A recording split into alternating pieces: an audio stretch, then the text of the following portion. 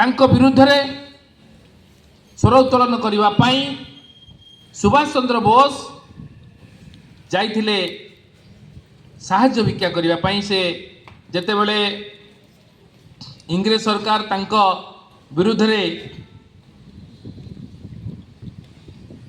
Warrant जारी कले तांको बंदी करने पाई तांको नजरबंदी करने पाई सेते बेले से देशरू पलायन करथिले।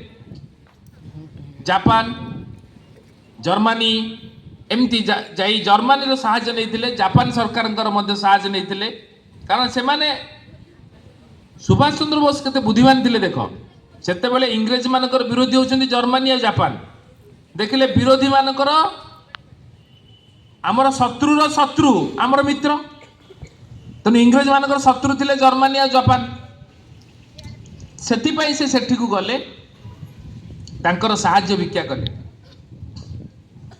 जेतेबेले से अपेक्षा करिसंती गोटे वेटिंग हॉल रे जर्मनी रो एकछत्रवाद शासक हिटलर को साक्षात करबा पाई बसिसंती। से समय हिटलर आसिले सुभाष चंद्र बोस कहले किछि कहले नाही कहले मु हिटलर कहूची कौन कहबा कथा कहतु से कहले नाई मु हिटलर को खोजुची से चली गले।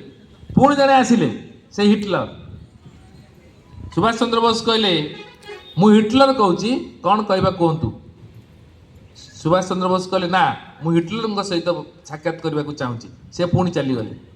एमती किछि समय पर प्रकृत हिटलर आसिले कारण हिटलर एका निजर छद्म वेश अनेक हिटलर सृष्टि करते माने निज भली देखा जाउथिबा केतल लोक से रखिते सेठी सहजरे तुम हिटलर को चिन्ह पारबनी।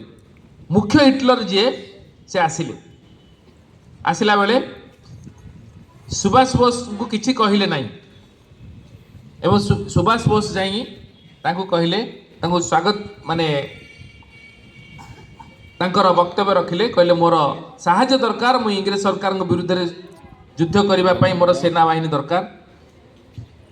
हिटलर तांको कहिथिले सेठी गोटे क्वेश्चन करथिले आपण को तो मु आगरो केते जन लोक आस्थिले मोरी बेसरे आपण हिटलर मते तो आगुरु देखि ना ना किंतु हठात मना कले कहीं ना देखंतु आपण होचंदी जर्मनी रे एकछत्रवाद शासक जर्मनी रो कर्णधार आपण आसी मते मु आपण को साक्षात करने को छिड़ा होईची आपण आसी मते कहिबे जे मु कहूची मते कौन को एटा मते संदेह हैला एवं मु जानि पारली प्रकृति रे आपण हिटलर नुहंती से जो आस्थिबा लोक हिटलर नुहंती केते विचक्षण बुद्धि संपन्न व्यक्ति होचंदी सुभाष चंद्र बोस। सेति कि नुह से जेते बेले तत्कालीन समय एंट्रांस परीक्षा देइतिले एंट्रांस परीक्षा माने आज जो मैट्रिक परीक्षा पले तुम दउछ सेते बेले मैट्रिक परीक्षा को कहा जाउतला एंट्रांस परीक्षा। समग्र ओडिशा रे से प्रथम स्थान अधिकार करते बेस्ट 10th पाइथिले नंबर 1 702 मार्क रखिथिले सेते बेले केते तांकर केते मार्क थिला 702 ने खाते केते मार्क रखी से 1 नंबर स्थान अधिकार करथिले। एवं परवर्ती समय से इंडियन सिविल सर्विस परीक्षा रे मते उत्तीर्ण होइतिले से चाहिथिले गोटे बड़ पदवी रे चाकरी करि परिथांती किंतु से चाकरी को प्रत्याख्यान करदेले कहले ना ना मु इंग्रेज सरकार अंडर रे चाकरी करिबिनी। तेणु पिला दिनरू देश मातृकार सेवा करिया पई जे अंगीकारबद्ध थिले तांकर परिणत वयस रे मध्य से ताहा बजाय रखिछंती।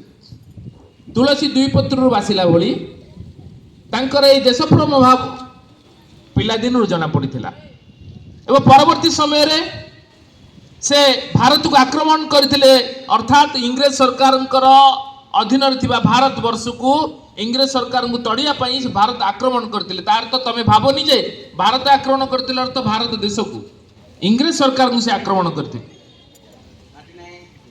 एवं कौन सी कारणवशतः तांकर मृत्यु गोटे रहस्य होई रही जाइतिला। से प्लेन एरोप्लेन दुर्घटना रे मरिथिले कि तो परवर्ती समय जीवित थिले आज मध्य ताहा रहस्य होई अछि। किंतु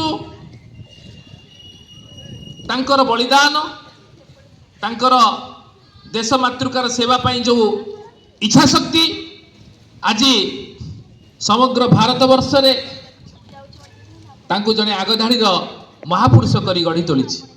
तेणु पिला माने एई सुभाष चंद्र बोस जन्म जयंती रे आमे एई शपथ नेबा ए पिले जीवनटा होची क्षणस्थायी केतेबेले चली जीव जेतिकी दिन आमे बंचिचे जननी जन्मभूमिस्थ स्वर्गादपि गरियसी ए जननी आ जन्मभूमिर सेवा करिबा पिले सुन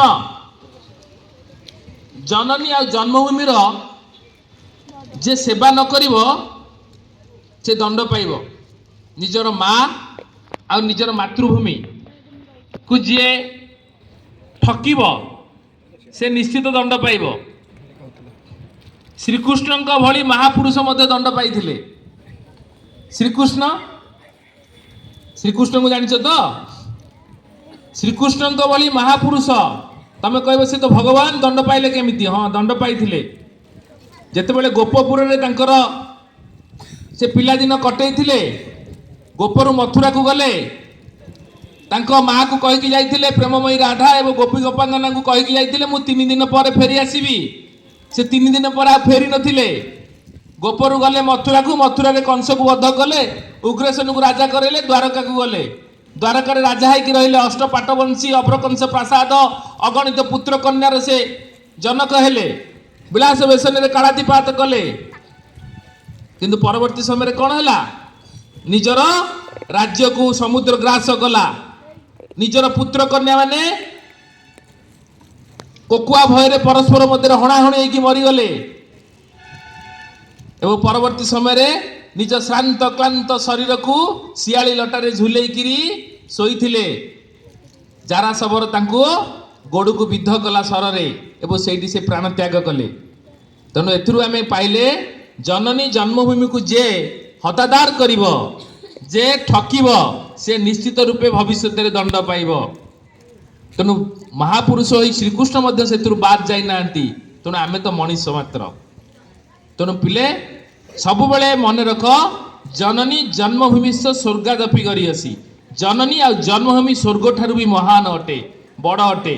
तेणु आमे सदा सर्वदा आम हृदय रे एई कथा रखिबा जे जननी आ जन्मभूमि को आमे सबु बेले मन रखिबा तार सेवा करिबा तार सेवारे हमर निजर प्राण को बलिदेबा।